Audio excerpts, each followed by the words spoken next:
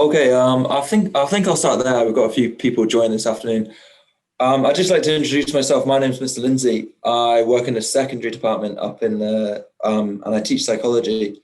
And since teaching psychology, wherever I've taught it, either here in Singapore or in Scotland, there's always been a unit on sleep, and it's I've sort of developed a big interest in sleep, and from that sort of a keen interest, I've wanted to like tell people a lot about sleep, and that's sort of why I'm here today to inform you a little bit about why sleep is important to all of us, and think about the benefits of getting a good night's sleep. Now, there's one thing I just want to start off by admitting is that I'm not an expert in sleep. Some people do have genuine sleep disorders or sleep problems, and that's something that can be treated by an expert. But what I want to talk to you today about is just a few little tips that might help increase your quality of sleep or increase your amount of sleep and overall help with how much sleep you're getting. So I'll start off by just thinking about this general question. Who is tired now? A lot of us are probably, if you ask people around you, most people will say about 4:30, 5 o'clock in the evening or afternoon, most people are starting to get tired.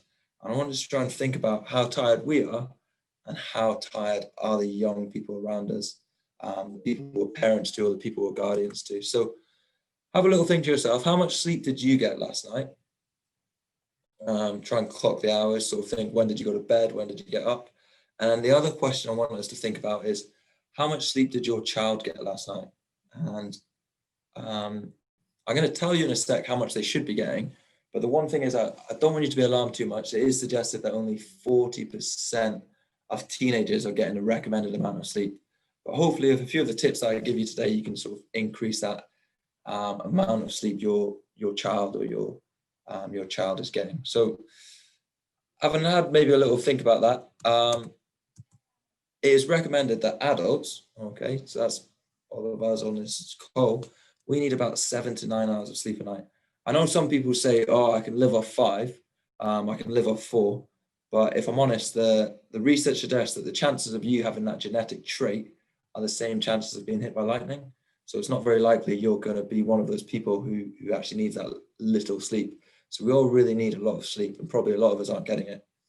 For 11 to 17 years old, it's suggested to be 8.5 to 9.5 hours of sleep a night. Okay.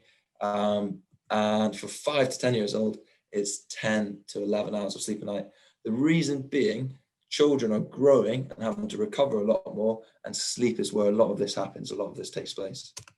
So there's a little chart sort of demonstrating the main areas, but I'm going to focus today on a little bit about adults' sleeping patterns, the sleeping patterns of your 11 to 17-year-olds, or the secondary children, and the sleeping patterns or the sleeping habits of 5 to 10 years old. Okay, so humans asleep. We are the only species that deprive ourselves of sleep. Any other species out there, animals, if they need sleep, they will stop and sleep. But humans are the only ones that deprive ourselves of sleep. Now, this is suggested to be our lifestyle, work, stress, and the influence of psych bugs. Now, these are environmental stimuli that tell us when it's time to be awake or to be asleep. So having a lack of sleep has a massive negative effect on us all and people around the world. And it is suggested to be costing countries productivity millions each year. And it has a big impact for us as adults, but it can also have a big impact for your children and learning.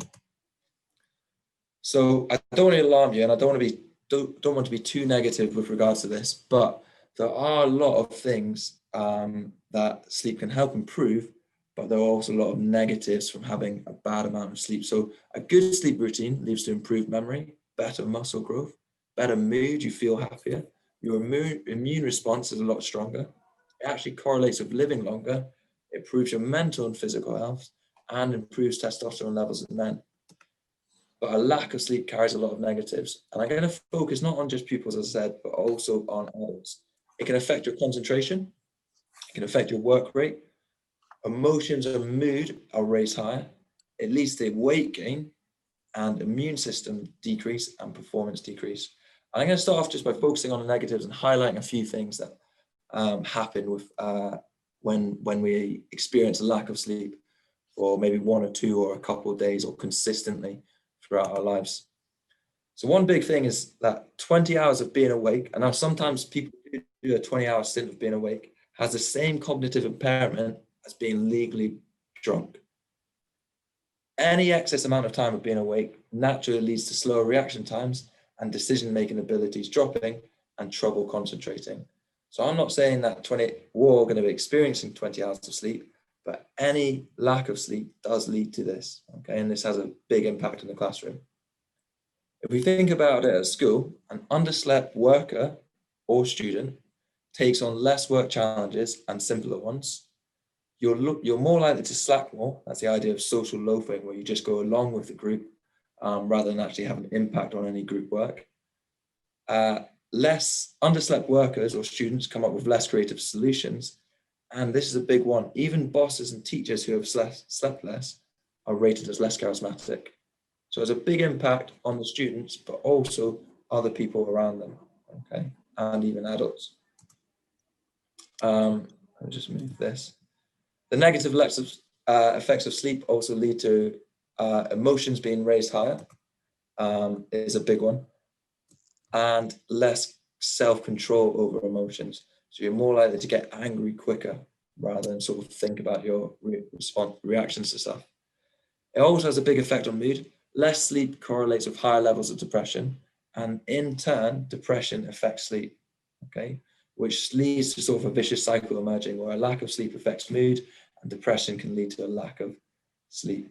So they sort of coincide with one another. Staying up late as well, and this is more prominent in adults, staying up late means we eat more. And it also affects two hormones related to sleep. Lack of sleep affects two hormones. Leptin, the hormone that makes us full, and gremlin, the hunger hormone, are released less. So lack of sleep leads to leptin repressant and hunger hormone is ramped up. So we don't feel as full when we eat and we become more hungry. And overall, researchers suggested that if you have 5 to 6 hours of sleep at night, you have 200 to 300 calories extra a day. Just by staying up that extra bit of time, you're more likely to eat more, which leads to 70,000 calories a year. And that's about 10 to 15 pounds of mass a year, ultimately leading to a higher risk of diabetes. A lack of sleep also correlates with a weaker immune system. Our body isn't able to recover so that we can fight back diseases. And finally, in men, having less than 6 hours of sleep at night leads to a 30% decrease in physical performance. So think about athletes who don't maybe sleep well before a competition, they don't get that physical performance. But for men especially, their testosterone levels are 10 years your current age if you're consistently having less than 6 hours of sleep at night. So what I want to do now is just talk about some simple bedtime tips that you can try and incorporate. And I'm not trying to say do all of these, but maybe adding 1 or 2 of them and also modeling these tips will have a big impact on your own sleep hygiene, and that of your child's sleep hygiene. So these are things like having a consistent bed and wake time, trying to control the amount of blue light emitted from your phone or TVs or laptops, having a cool room, diet, and thinking about naps. Okay, and I'll tell you about this thing called the Nappuccino, which I try to do as much as I can at the weekends. And if you're maybe working from home, I really recommend trying to increase the chance of having a Nappuccino, but I'll come on to that in a sec. So the first one is just keep your bedtime and wake time regular, even at the weekends. Sleep isn't something you can bank. So it's not like Monday to Friday, you can have 5 hours of sleep a night and then at the weekend try and have loads more. You can't bank it. We need to try and keep sleep consistent throughout the week. So keeping your bedtime and wake time regular throughout the week really does well to keep your circadian rhythm on track. This is something that as an adult, you can model and sort of try and show that you're doing as well, okay? Try and have a relaxing bedtime routine, okay? Activity-wise, reading is a really good one.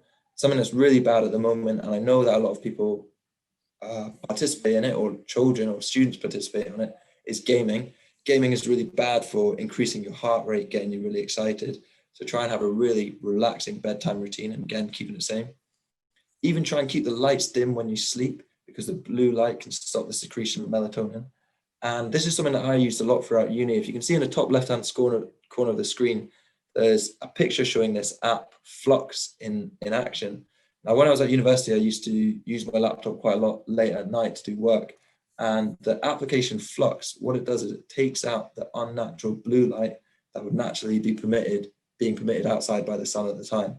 So it makes your screen a lot duller and it's less likely to keep you up at night.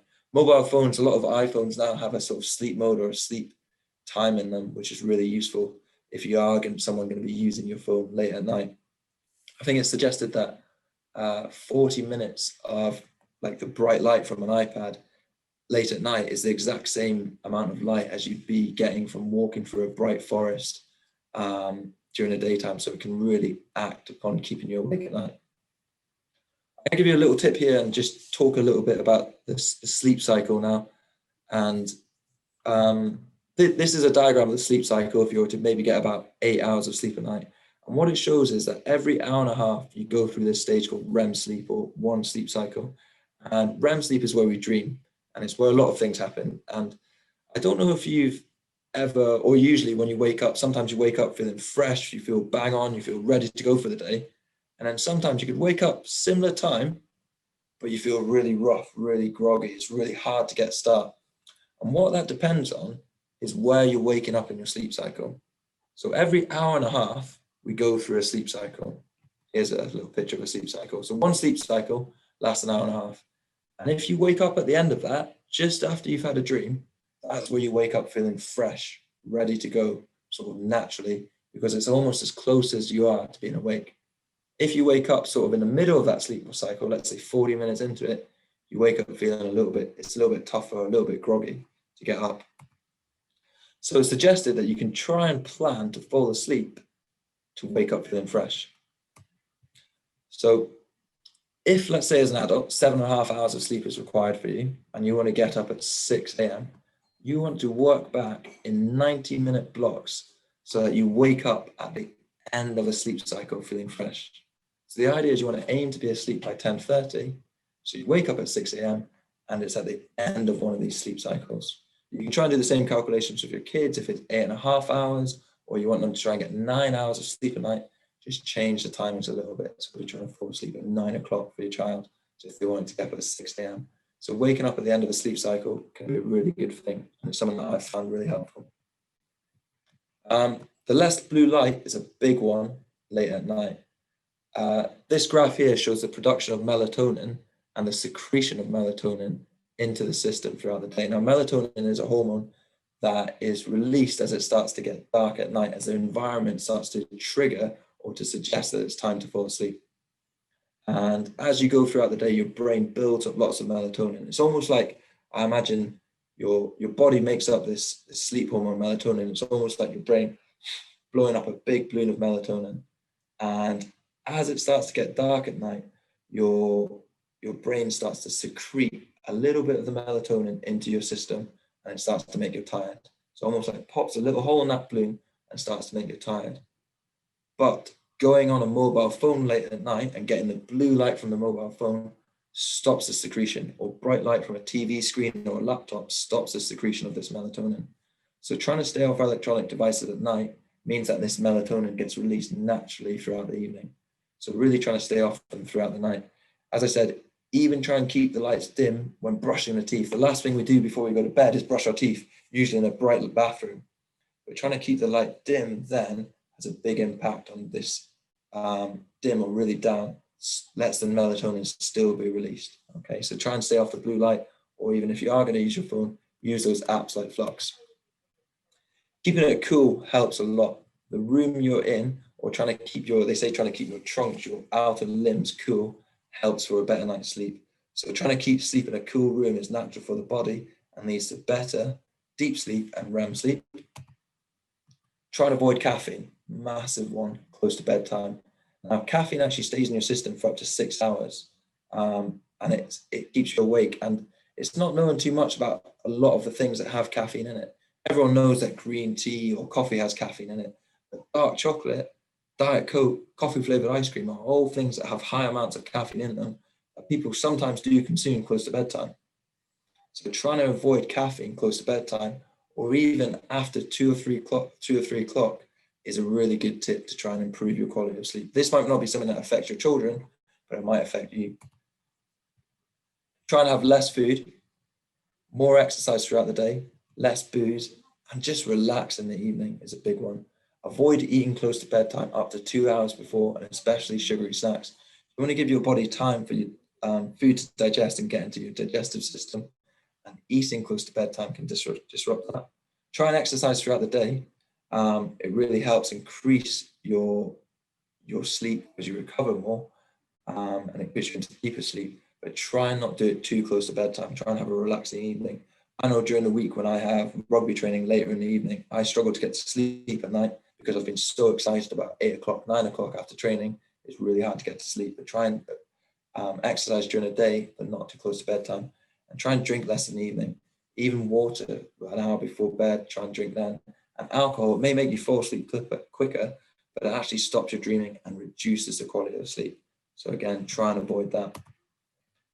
The final two are a little bit about napping. Now, if you do need a nap, it's really good to do if you've got the time to have a nap, but try and not nap longer than 40 minutes. If you nap over 40 minutes, you go into your sleep cycle and you can disrupt your sleep later on in the evening.